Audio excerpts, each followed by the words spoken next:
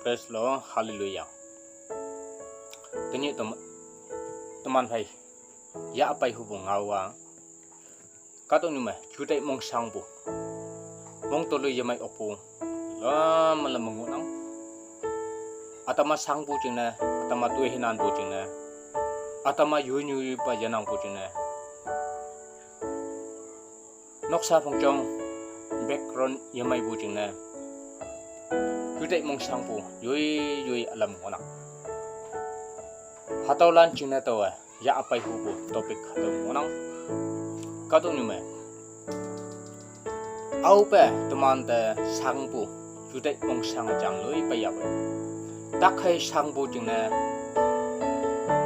sau sia tiang bu cina, tole ya mai opa, lana mong sang mong yang bu mang na. Hayang boy hatau kaya, kasih mong mai na ya teman. Hang na kata ni mah, au pe mong suye, tak hai sang ning na ya pai hatau mah, anu kasih ya, yo ong mong mai bu na. Tahu cina mana, kawang temong yang jabung na, teman yang ngomong. Ya hamat mata bu yang jabung na, teman. Man hai Tolayam 37 matang au balai ya bai nang mong mai yung wan pami yap to judai mong sang buhang ni mami atau amat to yang Yesus Kristus yang pun teman hangki kong kemo ye ta kama kadung ni jai nalan ya hai nalan pai jai lan mong mai tau la ka Yesus Kristus tak hai sang bu ya na ta ka Yesus Kristus nok sama atama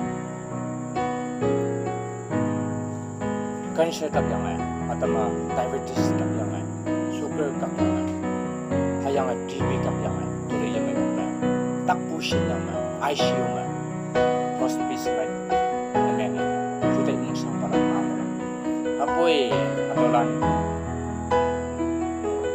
mong sang mong meng buhake ko ke mo yung man para para au pe tu mana takai sang bu sinlem yang sau siat yang au pe mong sui ya pe atau ma anu ka si doku ma pa na hayang hatau kaya judai mong sang bu ma pa na hatau kaya anu ka si mong mai yo ong jam tem disin kisim pai bung orang tau cina ya ha ma teman tem ta bu yin capung na ngolak bumbung hayang teman judai mong sang bu hangge kong kembu kawang ta pha tam yang kawang nying se Yesus Kristus nang nying se teman ating laka mong himbu pai mong yong lak ya ha ma mong yong lak jang na tau cina tau khai ma kawang teman ta tole mai bu shona tam phalak hayang mong sang mong meng kai nu ka si mong mai na ta tam ha o se to mulan ta hatau ngau chai tam nang kawang dilak pa moi man ba amin.